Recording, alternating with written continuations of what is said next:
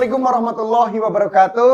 Sampurasun. Kembali lagi di podcast Juara Jabar Prop Bersuara X Beranda DP3 AKB Provinsi Jawa Barat. Nah, di episode kali ini kita akan membahas mengenai perlindungan perempuan dan anak. Nah, langsung saja kita hadirkan narasumber yang kompeten di bidangnya. Beliau adalah Kepala Bidang Perlindungan Perempuan dan Anak DP3 AKB Provinsi Jawa Barat. Selamat pagi Ibu Emma. Selamat pagi Kang Yudi. Luar biasa. Shine bright like a diamond ya. Oke, Bu Emma Kusuma Cahayaningsih. Siap. Kabid Perlindungan Perempuan dan Anak. Nah, Yes. kita ngebahas tentang perempuan dan anak. Kalau tadi di episode pertama nih, kita ngobrolin tentang Jenderal DP3 AKB. Sekarang lebih mengerucut lagi, perlindungan perempuan dan anak. Seberapa penting, apa saja langkah-langkahnya, program-programnya seperti apa, kegiatan yang sedang berlangsung. Banyak banget pertanyaannya ya? Iya, makanya borongan. Borongan. Oke, yang pertama mungkin boleh dijelaskan dulu Bu, silakan. Ya, kesini. Kesini? Oke, siap. Terima kasih Kang Yudi. Ya. Ini adalah MC terhit se-Jawa Barat ini ya. Mungkin senasional nanti sih bakalan. Amin.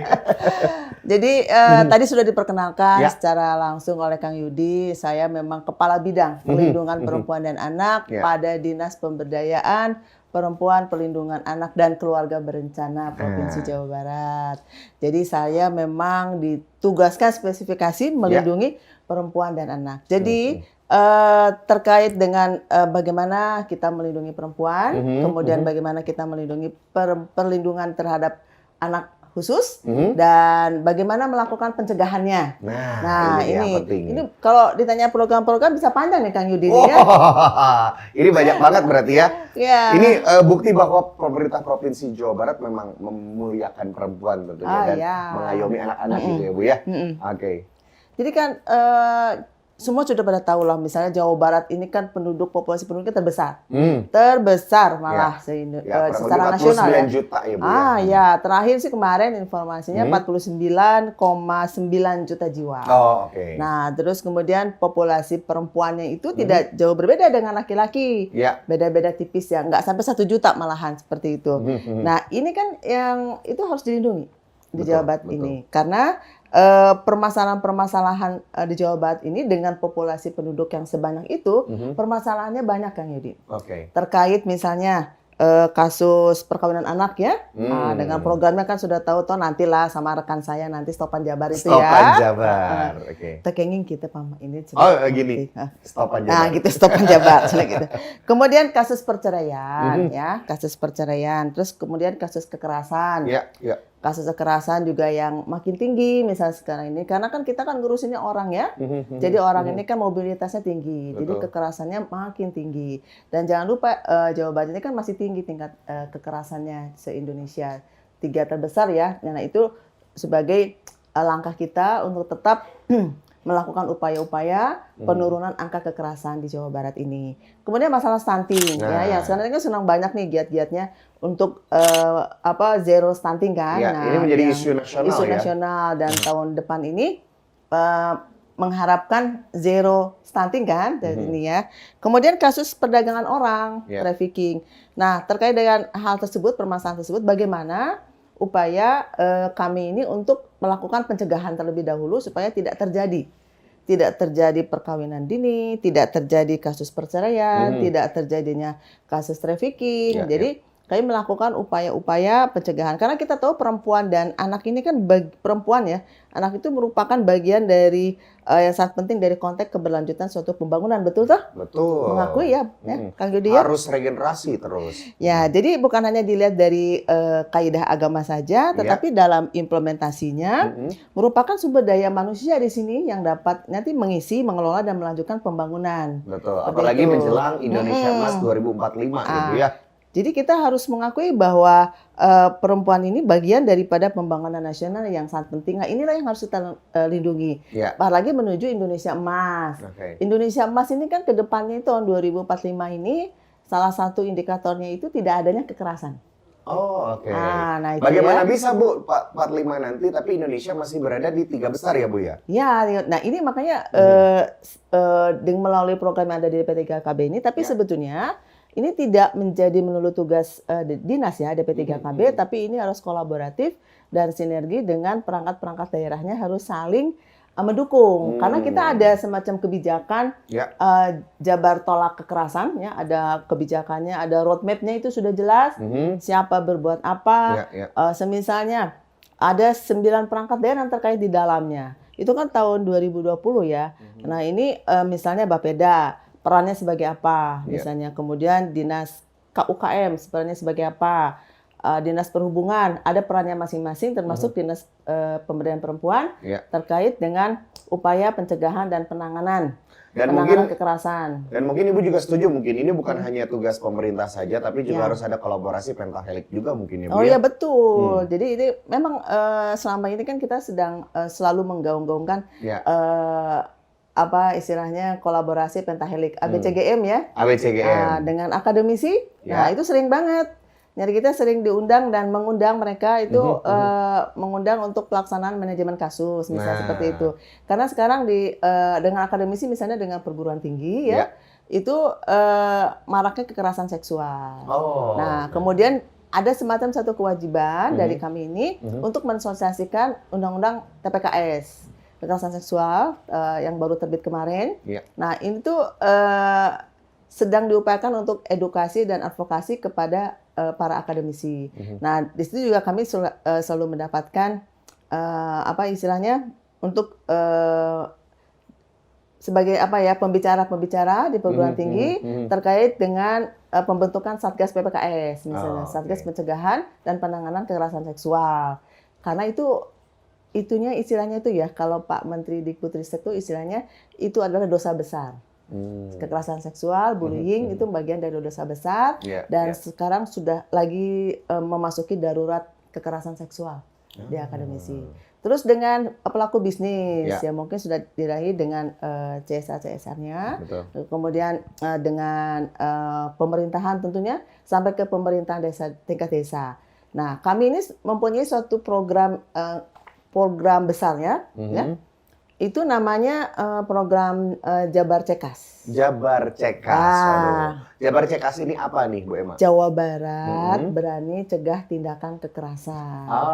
Jadi di situ pada tahun 2022 tanggal 8 April itu sudah di-launching oleh Pak Gubernur pada saat itu terkait dengan Jabar Cekas. Nah, kemudian muncul kebijakan komitmen bersama. Jadi ditentangkan itu komitmen bersama antara gubernur dengan bupati dan wali kota se-Jawa Barat. Kemudian ketua umum tim penggerak PKK se-Jawa Barat. Kemudian kanwil agama se-Jawa Barat.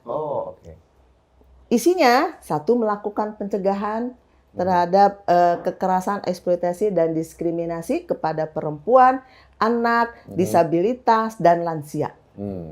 Terus kemudian yang kedua melakukan penanganan terkait dengan korban kekerasan, eksploitasi dan diskriminasi terhadap perempuan, anak, lansia dan disabilitas.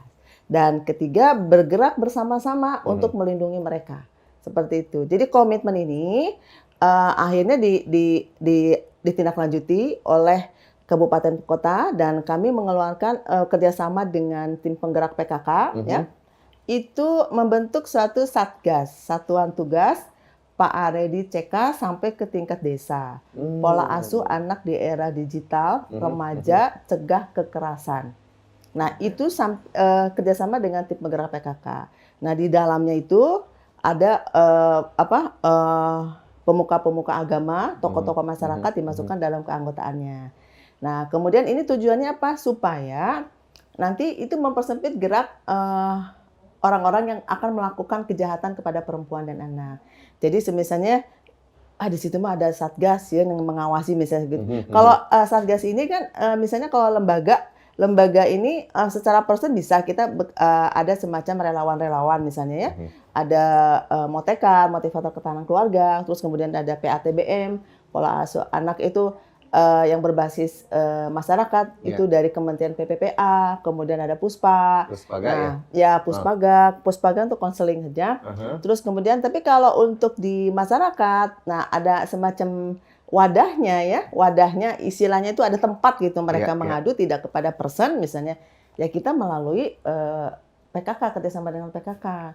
Jadi dibentuklah Satgas Paredi Cekas. Nah, Paredi Cekas ini ya Kang, ini belum semuanya membentuk. Jadi kemarin 2 tahun kebelakang ini kami sudah melakukan semacam pilot project untuk seluruh kabupaten kota itu membuat semacam Satgas Paredi Cekas sampai ke tingkat desa. Yang sudah punya berapa kota kabupaten nih? Baru pilot project. Jadi pilot project kepada 10 kabupaten. Nah, sekarang nanti tanggal mendekati Hari Ibu, ya, rencana Insya Allah Hari Ibu, tanggal 22 Desember, tanggal 20 ini, itu tidak hanya kepada yang belum, tapi yang sudah pun 27 kabupaten kota, ini akan dikukuhkan untuk pengukuhan Satgas Paredi Cekas. Jadi, ibu-ibu ketua tim penggerak PKK-nya. Jadi istri-istri kepala daerah akan dikukuhkan sebagai bunda Pak Paredi Cekas seperti itu. Nah nanti seperti salah satu contoh nanti harus ditindaklanjuti misalnya terjadi di Kabupaten Bandung ya kemarin itu dia menindaklanjuti apa yang sudah provinsi berikan misalnya ya.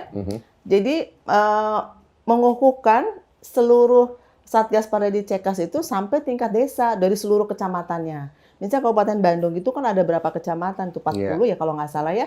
Terus desanya ada berapa? Kemudian dikukuhkan semuanya sampai digebiarkan dalam di suatu di tempat nih di gor gitu.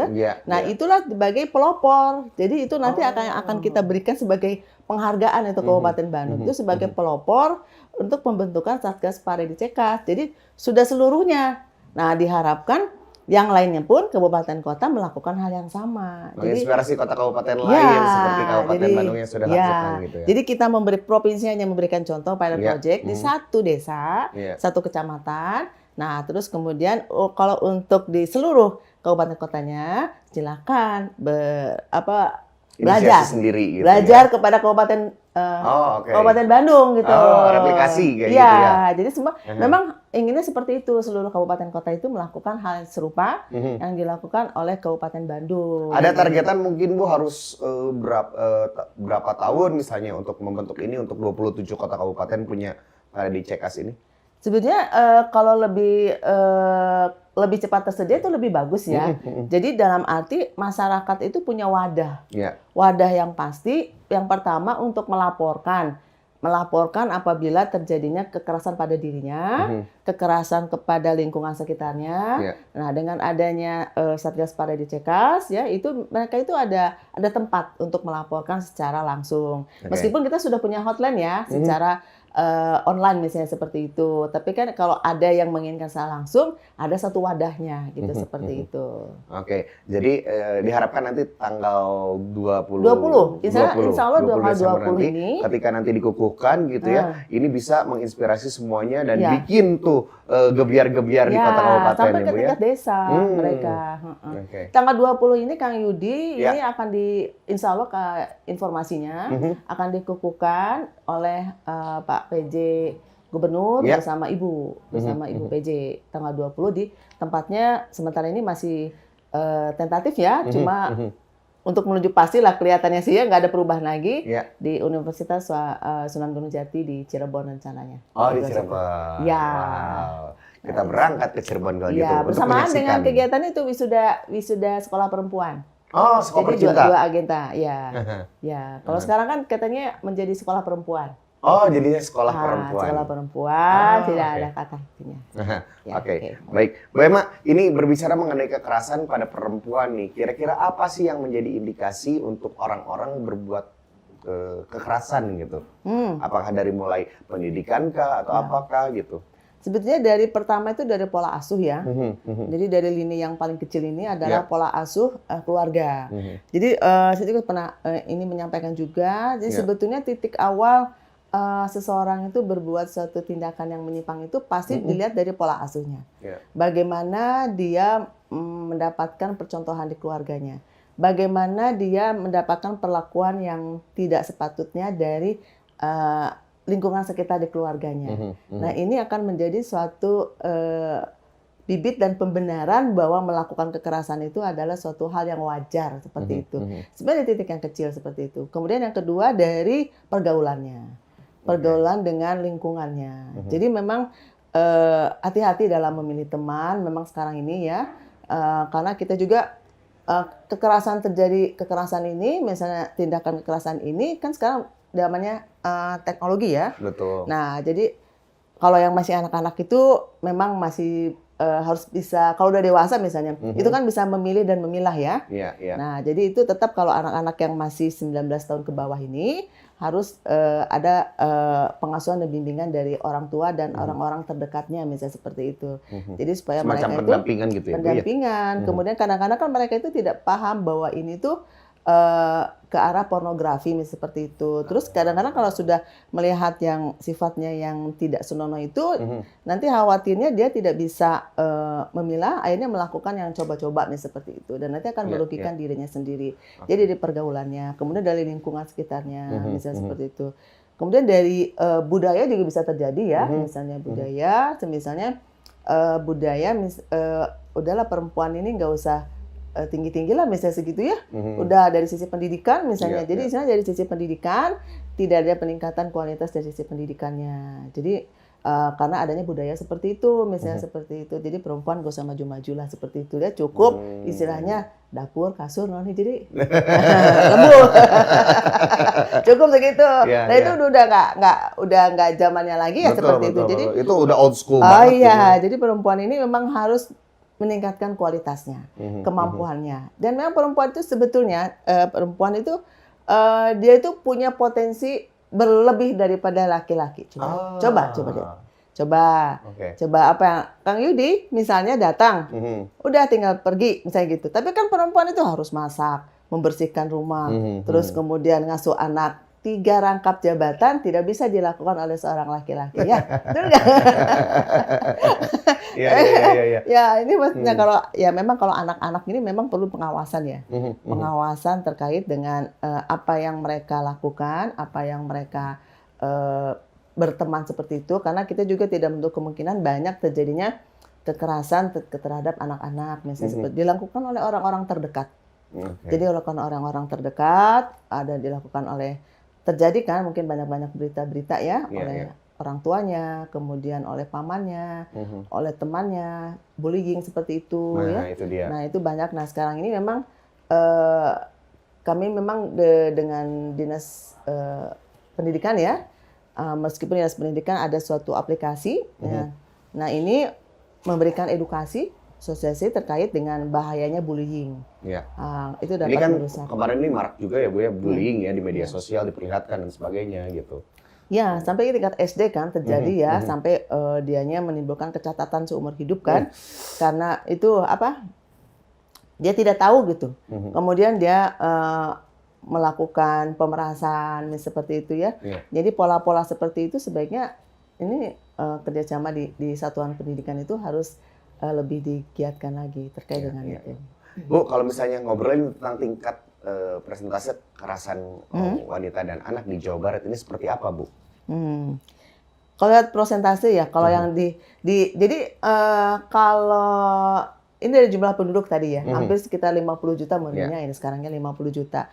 Tetapi yang dilaporkan ini tuh menurut hasil penelitian dari jumlah penduduk Jawa Barat ini baru 0,004% yang dilaporkan kepada sistem. Yang berani melaporkan Yang juga. berani melaporkan. Nah, jadi ini masih PR. Sebetulnya suatu hal yang nggak mungkin katanya gitu ya. Jawa Barat dengan jumlah sekian, hanya sekian 0,04% kekerasan terjadi. Nah, memang ini kondisi yang dilaporkan melalui sistem yang ada di Kementerian PPPA, Simfoni, kemudian yang terintegrasi dengan sistem yang ada di kami, di UPTD PPA. Itu masih kecil kalau dilihat dari jumlah penduduk. Kira-kira kenapa tuh Bu bisa seperti itu? Apakah orang-orang atau korban-korban yang tidak mau speak up mungkin? Iya, betul. Jadi memang ini setelah kita lakukan beberapa koordinasi dengan kabupaten kota, Jadi ini tuh kendalanya ada yang pertama tidak tahu Ya. mereka itu kemana harus melaporkan. Ah, Ada oke. yang kedua mereka takut untuk melaporkan karena berbagai macam ancaman di dalamnya, misalnya gitu ya. Terus memang karena memang termasuk dalamnya ya tadi lah ancaman seperti itu. Iya, iya. Jadi kami itu memberikan semacam advokasi, edukasi kepada masyarakat itu, ayo melalui Jabar Cekas, ya. Iya. Kita harus berani bicara, berani melaporkan. Jadi perempuan itu harus berani bicara dan melaporkan Oke. adanya kekerasan pada dirinya sendiri kepada lingkungan sekitarnya melalui hotline-hotline yang sudah kita siapkan, Ya. seperti itu. Kalau misalnya kita sudah melapor nih, misalkan korban kekerasan kita, terus melapor dan tentunya tadi ada ancaman-ancaman gitu. Apakah ada atau difasilitasi mungkin tempat yang aman sementara gitu, Bu? Ya kalau untuk sekiranya kalau udah jadi korban nih ya, kalau melaporkan itu ke unit kami, unit UPTD PPA, berarti dia sudah menjadi korban kan. Iya. Nah itu ada UPTD PPA kami, seperti ada tersedia rumah aman. Nah. Kalaupun itu terbatas sekali rumah amannya. Nah kemudian kalau untuk kasus korban kekerasan, kalaupun tidak juga misalnya kerjasama dengan dinas sosial, Iya. itu punya tempat-tempat misalnya panti-panti yang bisa diinikan untuk para korban.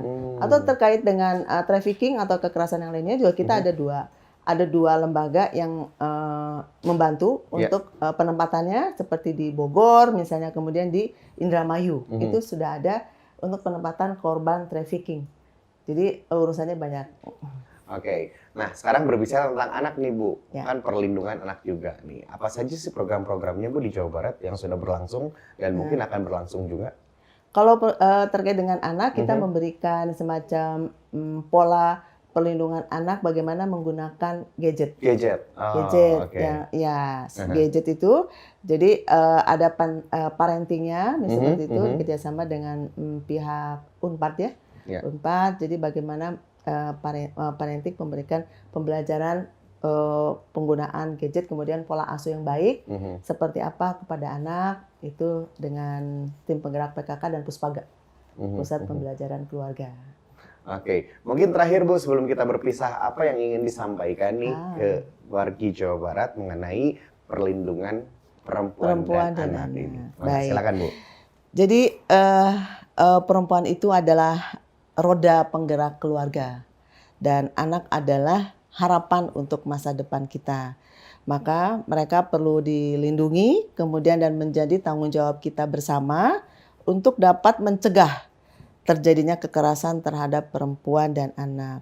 Tingkatkan kepedulian dengan memastikan tidak adanya kasus kekerasan yang terjadi di lingkungan terdekat kita, berperan sebagai sahabat dan keluarga bagi perempuan dan anak di sekitar kita, berani untuk memperjuangkan hak perempuan dan anak dari kekerasan, berani bicara untuk dapat melindungi perempuan dan anak.